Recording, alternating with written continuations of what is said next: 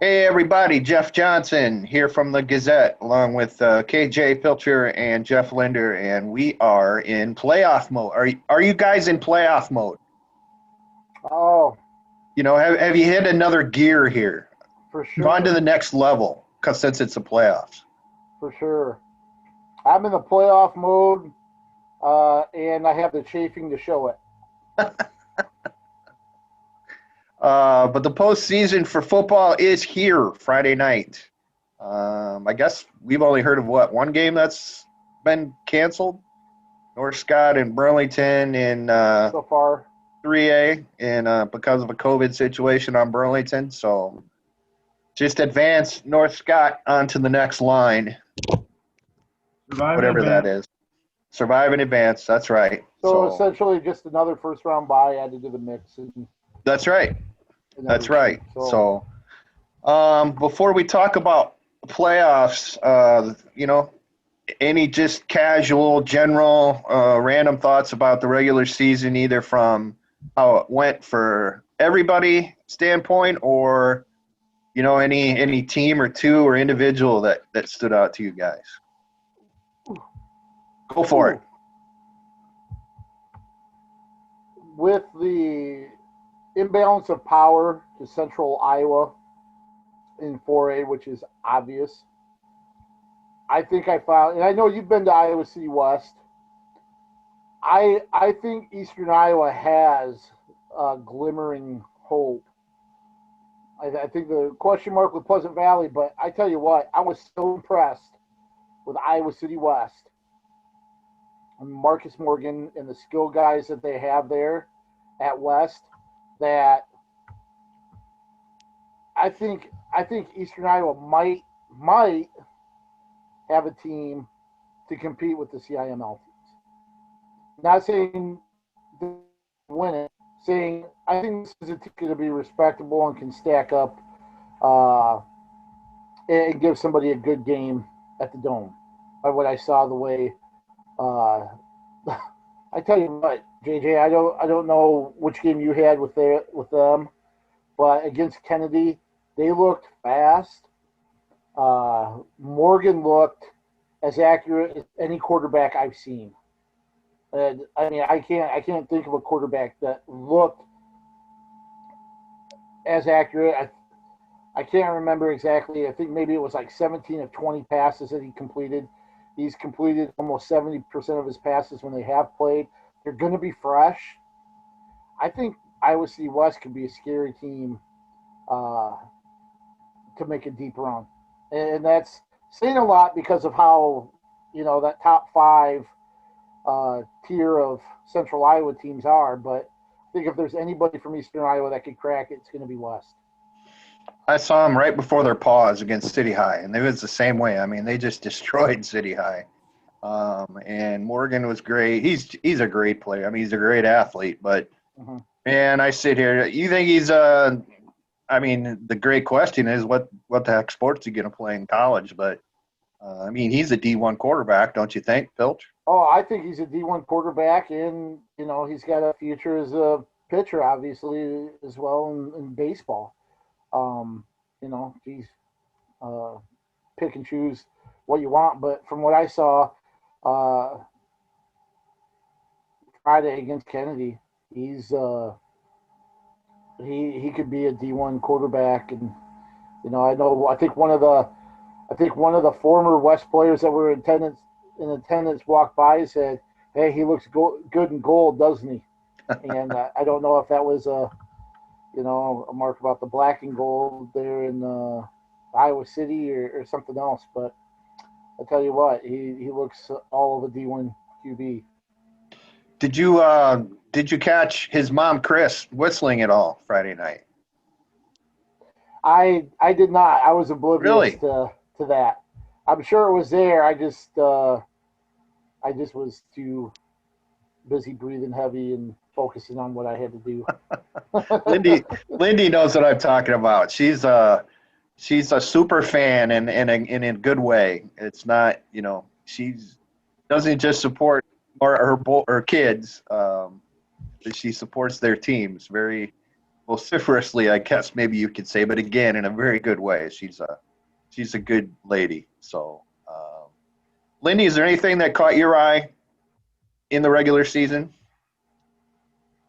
KJ and I talked about this a little bit last week. I guess I would say the thing that really caught my eye this year, and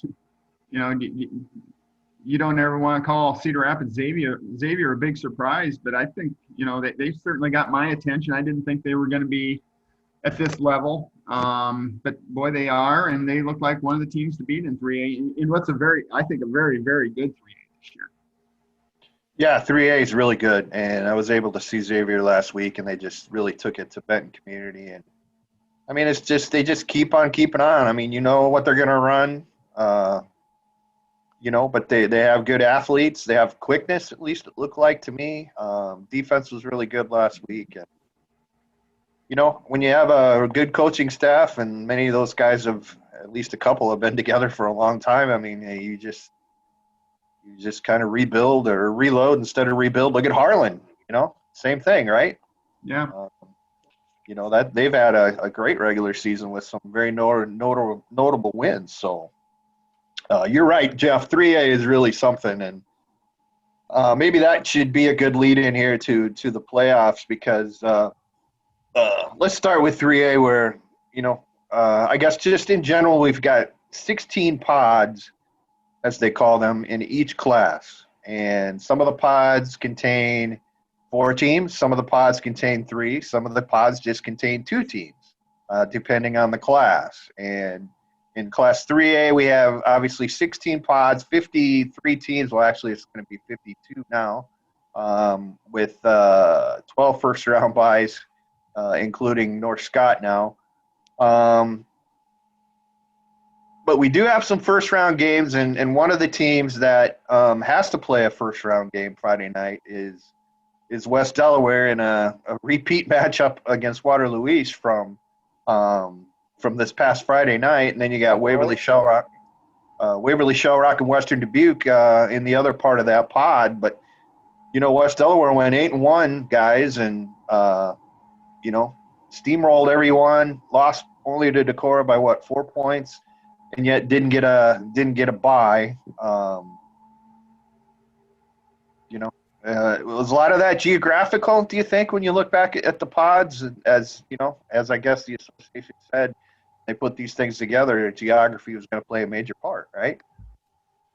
I don't think they were considered a district champion because they shared it with Decorah, and Decorah beat them head-to-head. So correct. I think that's probably why they didn't get a bye.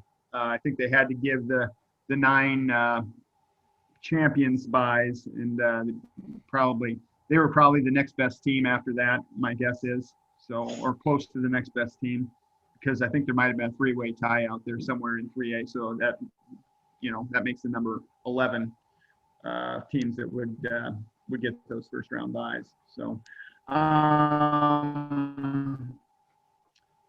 we talk about West Delaware, but I think that other game in that pod, Waverly and Western Dubuque, might be about as good of a game in the area. Yeah, and that one is up in Epworth. Yeah. Yeah. Yep. Some interesting games there. Benton and Mount Pleasant, I think, could be an interesting game in the first round there as well. And Marion gets Clear Creek Manna. So yeah, I mean there's some interesting first round matchups, and let's look at the 2A pods, I guess, or 16 of them again. 10 first round buys here, and anything that catches your eye, guys, I guess in 2A. I guess there were 9 districts in 2A, and 1 wild card buy, if you will, and that went to West Lyon, which lost last week a close game to Central Lyon George Little Rock. So. Yeah, that makes sense because West Lyon's really good. They lost, they were 4 points away from winning that district up there. Games around here in 2A that I like. I think West Liberty Macokota could be a really competitive first round game. I think Anamosa CPU will be a pretty decent game. And you know when Vinton played Mount Vernon last time, I know one of them's 2-5 and the other one's 6-1, but that was what 21-13 when they played in the regular season. Yeah, Vinton played a lot of close games this season, and Mount Vernon, another one of those teams that went 6-1 and lost out to Solon in the district and ended up having to play a first round game. So quality team there that has to play a first round game. And I bet there's a lot of coaches that don't mind that though, right, guys? I mean, why take that bye week maybe at this point in the season when you want to be on top of your game, so to speak? Well, if you're not banged up, yeah. I think a bye week could maybe not necessarily do more damage, but it certainly could kind of change your routine a little bit that you're used to. I mean, you don't have that week off in previous years, and coaches and programs really are creatures of habit, where you get a routine and you're going to stick to it. You find something that's successful and it works, and now all of a sudden you're throwing in an off week. Sure, you have a chance maybe to go see a team, but that might not be the case depending on the attendance restrictions. I know baseball, there are a lot of coaches that weren't able to go scout other teams for the postseason because of who schools were letting in. So you may not have that opportunity this time around on that free week. So the bye may not necessarily be a good thing for some teams. Some teams that they're going to have. I'm not going to say anybody's just going to walk through a game because you never know what can happen. But boy, some of these matchups in the first round could be glorified scrimmages. We've seen it when 4A was a 32 team playoff system, and that first round there were a lot of blowouts. That could be just as good for a team in a bye. You get a nice little walkthrough and get kids reps and get a good lead, pull them out. Might be better than a bye, unless you're really dealing with injuries and need that week off so kids can heal. We look at Class 1A next year, 54 teams in Class 1A, and we had 10 first-round byes.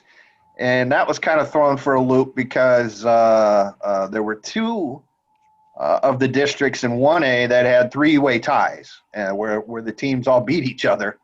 And so there was a decision, and I don't know how it was made, I think there were 6 teams involved, and 3 of them got first round byes, and those 3, let's see, it was West Sioux, Emmitsburg, and Western Christian all tied. It was decided West Sioux gets a bye and Western Christian gets a bye. Emmitsburg has to play a first round game instead, and that was after a 3-point loss to Western Christian Friday night. And then over on this side of the state, we had Cascade, West Branch, and Dyersville Beckman all tie for a district title, and they ended up beating each other. And West Branch was the one that was given the bye, which means that Cascade and Beckman have to play first-round games. Cascade has to play Wilton, which is a pretty good team. Beckman has Northeast Goose Lake in the first round. So is there anything in 1A, guys, that kind of catches your eye? And again, I'm not sure how it was decided, which half or which 3 of the 6 teams that were eligible for byes in 1A, how they figured that out, but that was the way maybe they just took ping pong balls out of that sucker like they always do when they're for lottery or something like that. So I don't know. What do you think? First of all, I didn't realize how few area teams we have in 1A until I saw the pairings. I'm really eager to see how far Sigourney Keota goes. I know we won't really be talking about them till next week because they've got a bye. We've talked a lot about how they missed the playoffs at 8-1 last year, and how good are they? I think they're really good, and I'm eager to see how far this thing goes for them.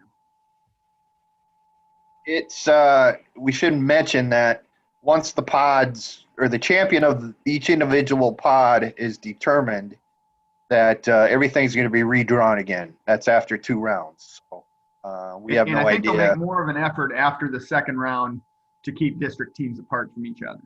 Okay.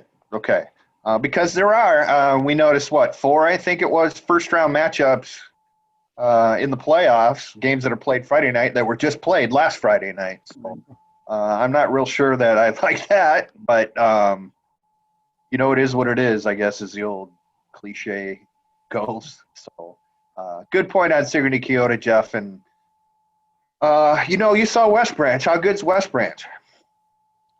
They were really good last week. I know they had some struggles earlier in the year, but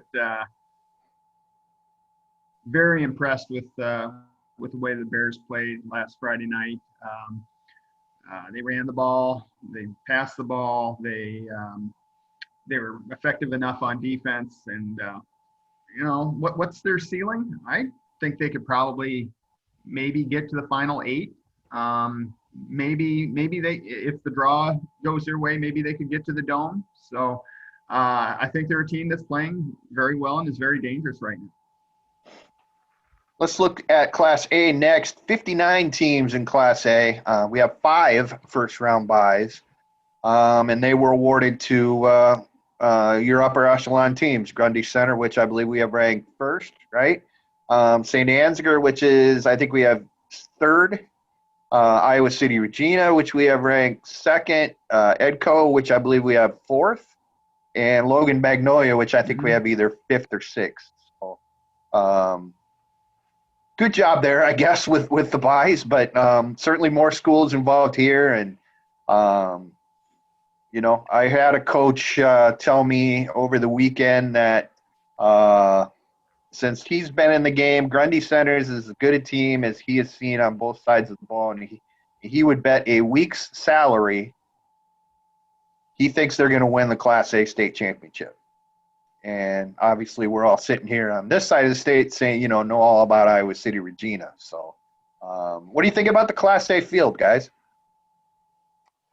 I'll tell you, I'm really interested to follow that cluster of, I think it was Class A, was it District 4 or 5 with MFL, Wapsie, and South Wind. They did a nice job of separating those 3 as well. I think South Wind opens with Nashville Plainfield, and then Wapsie has Starmont, and MFL with Postville. You would think all 3 of those teams will make it to that second reshuffling, and then what do you do then with those guys? I think it's going to be hard for them not to cross paths in that second group of pods, but we'll see. And then one thing, I'm going to be at Highland Alburnett this Friday for the Class A first round game there. And looking at what Alburnett has done this year, I mean, they're 4-2, but their 2 losses were to ranked teams.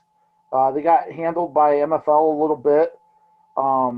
I think MFL took over the second half pretty much, or from the second quarter on. But Alburnett had an early lead, and they had a 7-0 loss to Edco. Those 2 ranked teams are their only losses. Seen them with Highland, and then a possible matchup with Belle Plaine in the second round. Belle Plaine has Linville Sully, on the other side of that pod.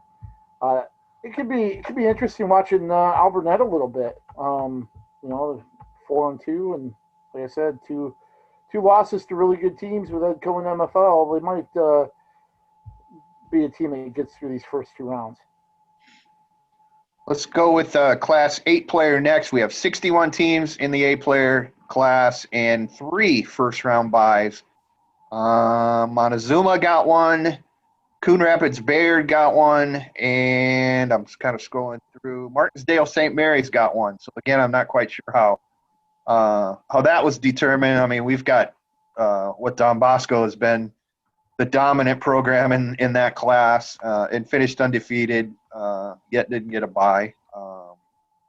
But so be it. We've this is a class, guys, where we had a lot of teams and a lot of upper echelon teams, ranked teams, that didn't play a full 7-game schedule, unfortunately. So Anybody with thoughts on the 8-player pods here and just in general? I think the pod that has Easton Valley, there's kind of the top team in that pod. It's them and Dunkerton, and the other game is Midland Springville. All 4 of those teams are 500 or better. I think that's a good, pretty balanced pod. That I think Easton Valley is probably the favorite, but you never know. I think the Midland Springville game, that's a repeat game from week 7, and I think that could be a really competitive game. Montezuma, they've got touchdown machine Eddie Burgess. How I'm not convinced that they play tremendous defense, but they can score with anybody. English Valleys has had a nice season, kind of quietly, 6-1. Same with BGM at 6-1, and so I would say, I think 8-player statewide, we're going to see a lot of lopsided scores Friday night. And then we go ahead. I'm sorry, KJ. I was just going to say, I think BGM could be a sleeper. I mean, if you could call them a sleeper, but I think that's a team that could open some eyes here in the postseason, be a tough out for a lot of teams. Have you guys heard what, Central City's not in the postseason, Elkader's not in the postseason, they both opted out. Are they playing a regular season game this week? Boy, that's a great. I heard that they are. Okay. I thought that was the case, that they opted out of the playoffs, but they're going to play each other this week. And that was an option for anyone, quite frankly. If you wanted to do that, and anybody that's out of the playoffs that didn't get a full 7 in because of either COVID or the derecho, I think too was a reason. They can go ahead and schedule a game or two as long as you don't have more than 7. So end up with 7 regular season games. So I know at least a couple of the Des Moines public schools have decided to play each other, which is a good thing. That's great, in my opinion. We've talked ad nauseum almost about their situation there. So yeah, I mean, if you don't feel like you can compete in the playoffs, yet you want to get another game in, if you didn't get 7, find somebody in a similar situation as you and decide to play what probably will be a more competitive game. So good on Central City, no question about that, and Elkader Central for that matter. Class 4A guys, we've got 36 teams and 28 first-round buys. So if you do the math there, that's 4 first-round games on Friday night only. And scrolling through here, we've got Ottumwa at Iowa City High is one of them. Sioux City West at Council Bluffs Jefferson. That's another one. Cedar Rapids Jefferson at Ames. And the 4th one is Davenport West at Davenport Central. I thought City High was a pretty good team to get stuck into a first-round game, but so be it. Jefferson, of course, as well, went 0 for the regular season. And, KJ, you touched on a little bit here. Obviously, the Central Iowa, the suburban Des Moines teams are the ones to beat. Any thoughts on the matchups here, guys, in the pods? Well, it's interesting you mentioned City High. I think they're 1-3, which kind of surprised me a little bit too. Unfortunately for Ottumwa and City High, the winner of that game has West waiting for them. So, that's going to be a tough one. But certainly, I think City High is better than most. Certainly better than what their record indicates. The game with Jefferson and Ames, I can't remember who they have in the next round, but Southeast Polk. That's Southeast Polk. So we've already seen what happened with Jefferson and Southeast Polk when they came over here for kind of a rescheduled game for both programs. It's just one extra game pretty much for either one of those two schools, and the Central Iowa teams certainly, all season have seemed to be kind of head and shoulders above the rest. So expect that to kind of play out here in the postseason. But Prairie's the one team, too. Yeah. Out of the Eastern Iowa teams, you've got Iowa City West. Pleasant Valley, I think there's a little bit of a question mark there, but they've done very well so far. But I think the way Prairie's playing, they're playing as well as anybody. Their offense, if you don't have the right personnel to face that offense, it can wreak havoc on you. So depending on the matchup, that's a team that could make a nice little run as well. Prairie will host Davenport North in 2 weeks, or a week and a half, a little over a week, in a second-round game. Other second-round games we do know of involving corridor clubs. Linn-Mar will be at Waukee. That's a tough one, obviously. Cedar Rapids, Washington will be at Cedar Falls. Cedar Rapids, Kennedy at Dubuque Senior. Iowa City Liberty at Dubuque Hempstead. And I have not heard that. I assume that's going to be a doubleheader at Dalzell Field. Has anybody heard? I would assume so. Todd Tharp said that was a possibility. Okay. That they would allow that. My guess is that'd be 5 and 8 o'clock on in the second round. Okay. So that's an interesting little scenario there. Would they need to, since all those schools have a bye first round, right? Correct. That'd be next Friday. So is there a reason? Next Friday. Right. But all 4 of those teams have a bye this week. Right. So they're going to have more than a week off. Why wouldn't you be able to go Thursday, Friday? I think it's been decreed that every game will be on a Friday now because of the COVID situation and the 14-day quarantine thing. Okay. Is that right, Jeff? Yeah. Todd said that they're going to play everything on Friday, but that could change. Was there a game that was going to be Friday that got moved to Thursday this week because of?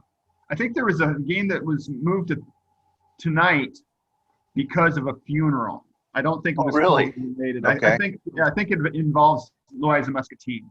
I think there might be a game tonight. Okay. Very good.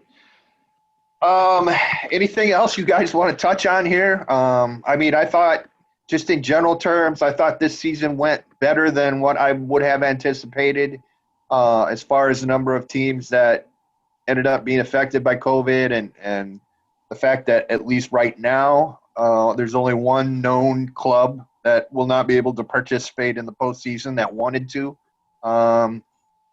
Did this work pretty well, I think. I don't know what you guys think.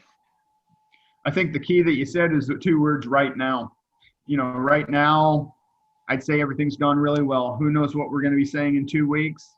But as of now, I would say it went about the way the summer went. I'd say about as well as we could have hoped.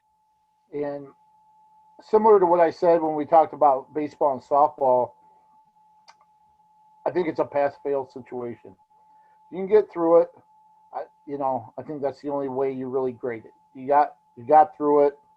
There are no hospitalizations. There's no serious illness that can be attributed to, transmission through, teammate or, to officials, to coaches, what have you.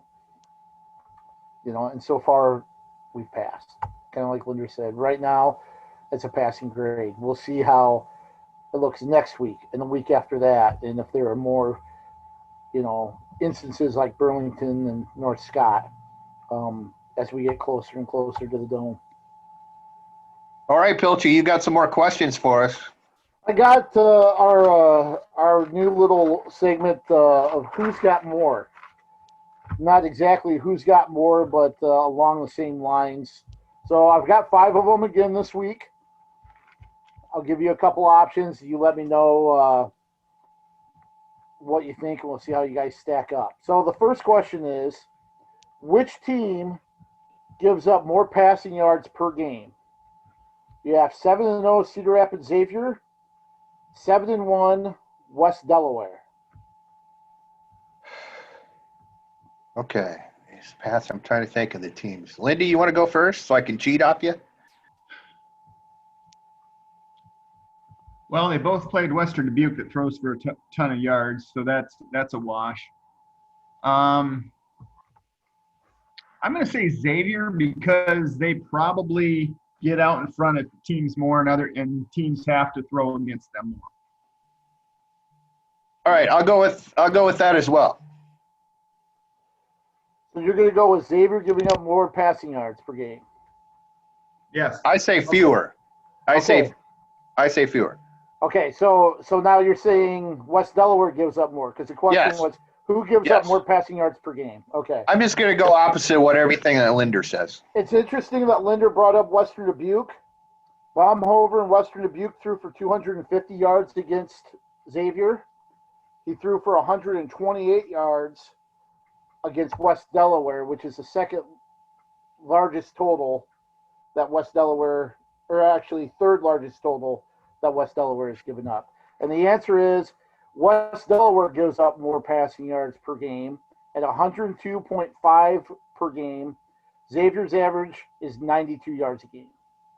So two pretty good. And those numbers got inflated a little bit on that last week because Waterloo East threw for 179 yards, being down most of the game. So, okay, so this is going to be, I'll try to ask this as clear as possible. I try not to confuse you. Which team has played a tougher schedule? Whose opponent's winning percentage is higher? Is it Western Dubuque, who's 4-3, or West Liberty, who's 3-2? So whose opponents have the higher winner? Screw it. Which team has the tougher schedule between the two when you factor in winning percentage of opponents? If you guys can figure out what the hell I just said, good for you. But West Liberty. Figure in my head.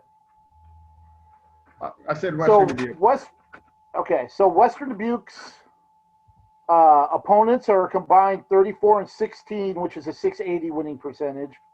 West Liberty's opponents are 23-10 total, which equals a 697. So West Liberty actually has the higher winning percentage of its opponents. I'm 0-2, but my strength of schedule is getting better. There you go. You were flawless last week. I know. It's because I didn't have JJ against me. Yeah. Okay, so number 3. Who averages more yards per completion? Parker Rochford of Edgewood Colesburg or Marcus Morgan of Iowa City West? Higher completion percentage? Higher yards per completion. Okay. I'm going Morgan. Okay. I think it's a trick question, so I'm going to go Rochford. You're correct. It is Parker Rochford, who averages 18.7 yards per completion. Morgan averages 18.2.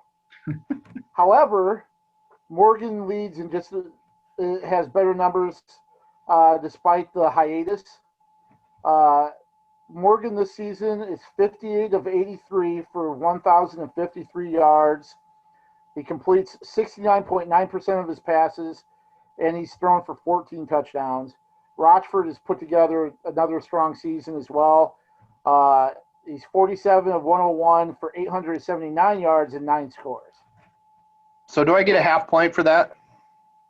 Nope. No. Okay. All right. Fair enough. All right. Fair enough. I need to catch up. We haven't touched on kickers, so No. we're going to give them a little love here. Who has more touchbacks? Tim Way from Kennedy or Brody Young of Decorah? I'm going to go with that nice young man from extreme northeast Iowa. Brody Young of Decorah? Yes. Okay. Yes. I'm going to go the same because they've played more games and probably have scored more touchdowns and thus more kickoff potential. Okay. Another trick question thrown at you. Both of them have 12 touchbacks. Liam has 12 touchbacks in 25 kickoffs. Brody Young has 12 touchbacks in 40 kickoffs. Young actually is 3 of 5 for field goals with a long of 35 and has converted 26 of 27 PATs this season as well. Surprisingly, Liam does not have a field goal attempt for Kennedy, so I'm surprised by that.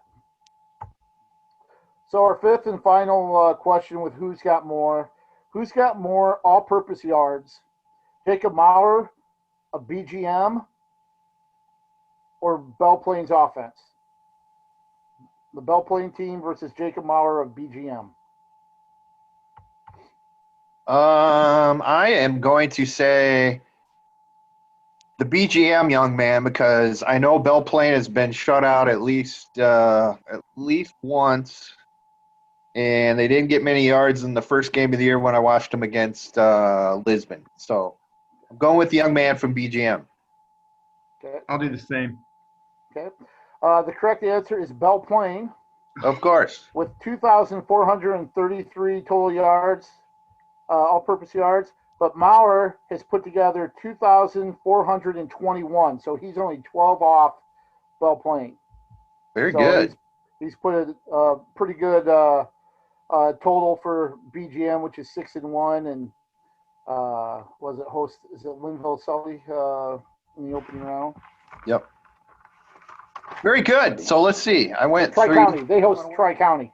Tri-County. Okay. So there you have it.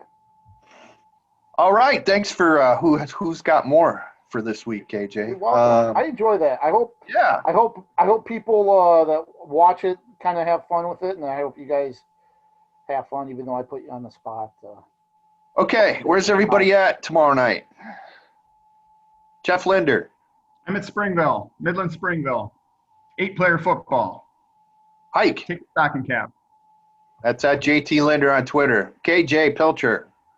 I am going to be at the Class A game between Highland and Alburnett at Alburnett. Also, just want to give a heads up to people that are watching. I'm doing a little bit of a feature of Luke Lambert on Luke Lambert from Monticello. You can catch that at Gazette.com, and make sure to catch JJ's story of the Senator Pointer-Banna football player who plays being legally blind. So that was a really good story, JJ, and make sure you get out there to read that at the Gazette.com as well. James Peterson, very nice young man, great young man. So thanks for letting me tell your story, James. That's at KJ Pilcher, by the way. At JEJ66, and I will be at Clear Creek Amana to watch the Clippers play Marion in a 3A first-round game. I think we've got correspondence all around, so we got a whole bunch of games tomorrow night in the first round. We'll just keep racking them off here. This is starting to be the fun time of the season, obviously.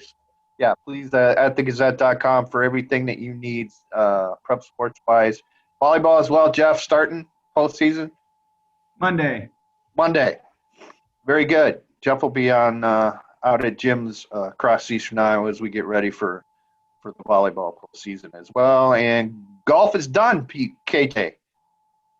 Golf is done. Yep. So. Golf is completed.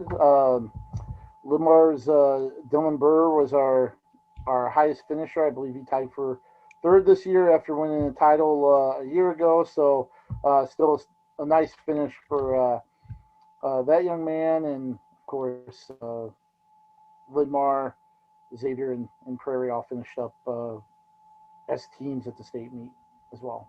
And swimming is also coming down to it as well, girls swimming. So congrats to Nathan, our producer, Nathan Ford's LA Lakers for their NBA championship. If you didn't know, LeBron James and Nathan are like this. And, you know, when LeBron was having issues staying in the bubble for those 2 months, he'd give Nathan a call. And Nathan would, tell him to calm down and tell him what he needed to do to get the Lakers through to the title. So hopefully you get a ring out of this, Nathan. That's all I can say. So T-shirt. there you go. Thanks, guys. Appreciate it. Thanks for listening, everybody, and stay safe and enjoy the football. We'll see you next week. Keep your head on a swivel.